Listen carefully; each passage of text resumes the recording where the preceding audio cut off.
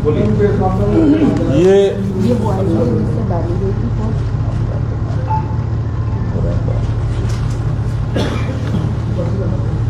अभी बंगाल का चुनाव है और ये भारतीय जनता पार्टी कोई भी किसी की छवि खराब करने में और चाहे समाज का उसका प्रतिकूल असर पड़े या अनुकूल असर पड़े, इस बात से उसे कोई मतलब नहीं है। ये पूरी तरीके से सिर्फ राजनीति के हिसाब से दृष्टिकोण से देखते हैं। कल इन्होंने एक हमारे प्रदेश के अध्यक्ष श्री गणेश गोदियाल जी के नाम से एक पोस्ट डाली, जिसमें उनको ये बताया गया कि उन्होंने कहा कि यहाँ बहुत सारे अल्पसंख्यक मुस्लिम समाज के लोग हैं, हिंदू बन करके रह रहे हैं। तो उसके बाद तुरंत, पोस्ट के तुरंत बाद शक्ति भारम में एक पुतले का जलाने का कार्यक्रम हुआ। मैं उसी समय वहाँ था और पुतले जलाने में 6-7 लोग वही थे जो अभी 3-4 महीने पहले भारतीय जनता पार्टी को गाली बकते थे। अचानक ही कोई समझौता हो गया और पक्के भाजपा के नेता हो गए हैं वो लोग आजकल, अभी 10-15 दिन से ही हुए हैं वो।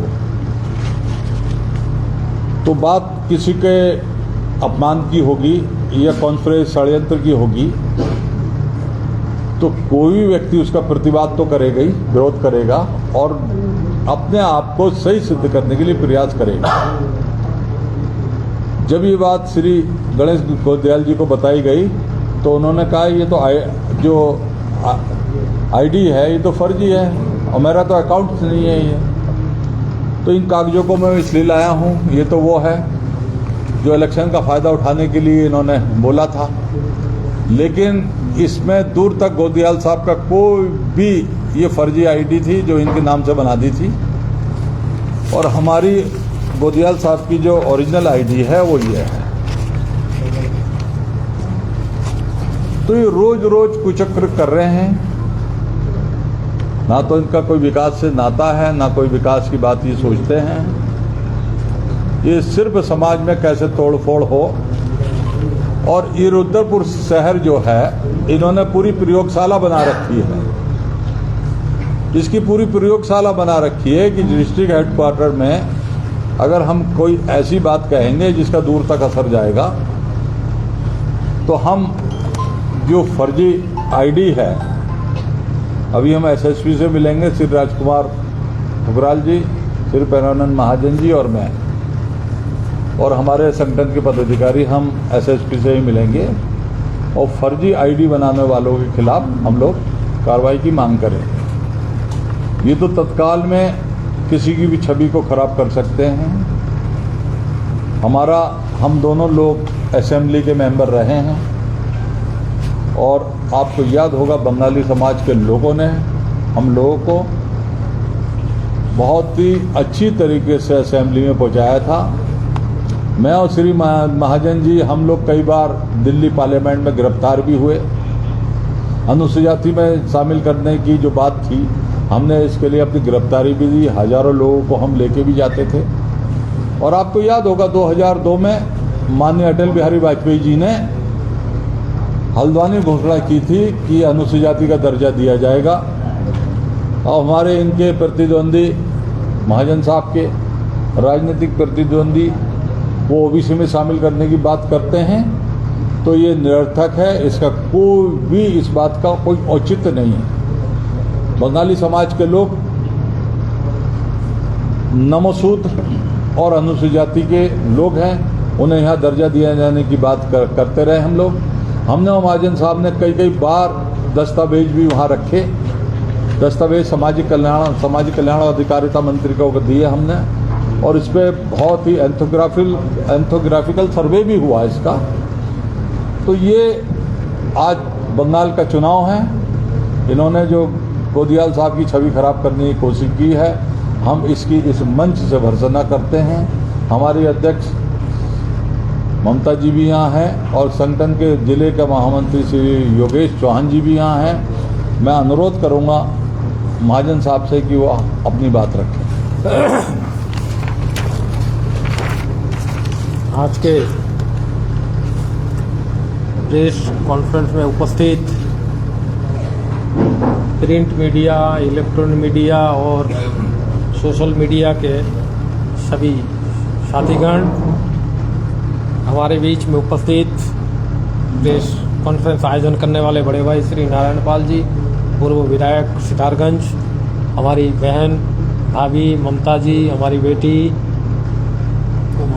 उमा, विकास, सतीश भाई,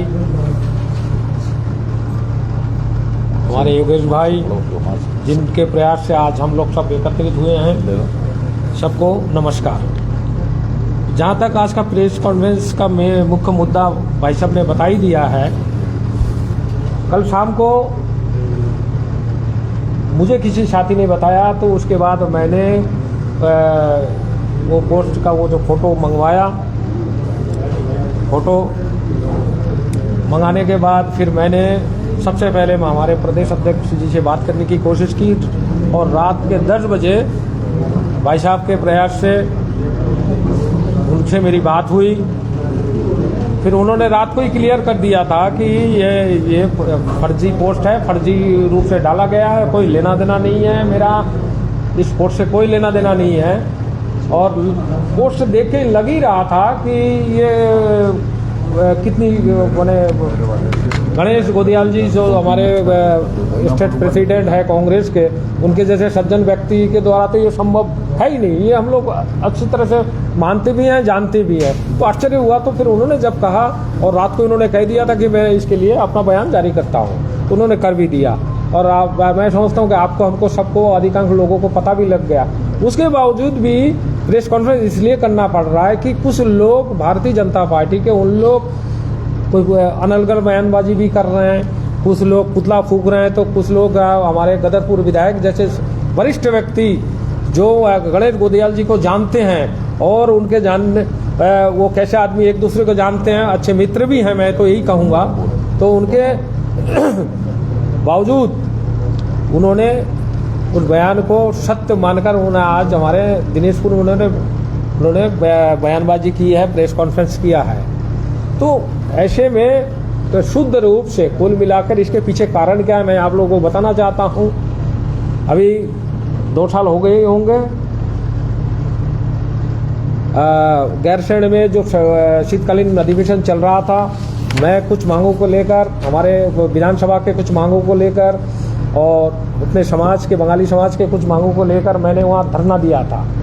उसमें 80 का मांग भी था, क्योंकि हम लोग बाईकास्ट नमोसूत्र हैं और नमोसूत्र जो है बांग्लादेश के टाइम से, बांग्लादेश तो हम लोग कहते नहीं, पूर्व पाकिस्तान कहते हैं, पूर्व पाकिस्तान से ही हम लोग अनुसूचित जाति के हैं। और ये समझ लीजिए कि हम यूएन विश्वास के नाम आप लोगों ने सुना होगा, कि बड़ा नाम है यूएन विश्वास के, ये हमारे बिरादरी के थे यार, हम भी उनके बिरादरी, तो कुल मिलाकर नमोसूत्र हम लोग हैं। तो 80 के लोग हैं। तो हम लोगों ने अपने मांग की, मांग का उसका ये रिजल्ट निकला कि माननीय विधायक देहरादून से, कौन सा विधानसभा का नाम तो मुझे याद नहीं है, शायद विकास नगर है, मुन्ना सिंह चौहान जी ने, श्री मुन्ना सिंह चौहान जी ने बंगाली समाज के बारे में उलूल जुलूल कहा, यहाँ तक कि मजदूरी करने आए, ये हमारे समाज के बारे में उनको पता नहीं था। उसके बाद रुद्रपुर में हम लोगों ने एक महासम्मेलन के रूप में मेरे हिसाब से 1 से 1.5 लाख लोग हम लोग इकट्ठे हुए थे। आप लोगों को सबको, यहाँ रुद्रपुर वालों को पता है। तो वो उस समय के आंदोलन से भारतीय जनता पार्टी का जो बंगाली समाज के बीच में जो एक क्रेज बना था वो खत्म, आज आप समझ लीजिए वो खत्म हो रहा है। तो ऐसे में उस डैमेज को कंट्रोल करने के लिए ये फर्जी, हमारे प्रदेश अध्यक्ष के नाम से फर्जी पोस्ट डाला गया है।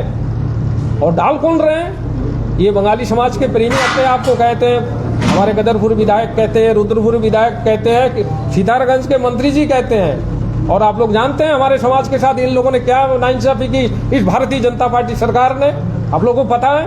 हम लोगों को माननीय स्वर्गीय नारायण दत्त तिवारी जी जिन्होंने हमारे बच्चों को अनुसूचित जाति के बच्चों के समान वजीफा देने का काम किया, 20 साल 25 साल से मिल रहा है, वो इन्होंने जब से वो धामी आया है, ये धाकड़ धामी, धुरंधर धामी, पता था नहीं क्या कितने प्रेमी अपने को कह रहे हैं, इस महाशय ने हमारे वो बच्चों का वजीफा बंद कर दिया। हरीश रावत जी के कृपा से हमारे बच्चों को एक विशेष शिक्षा का वो एक फंड मिला गुरुचांद ठाकुर के नाम से, वो भी इन्होंने उस पर अड़ंगा लगाया। तो ये हालात को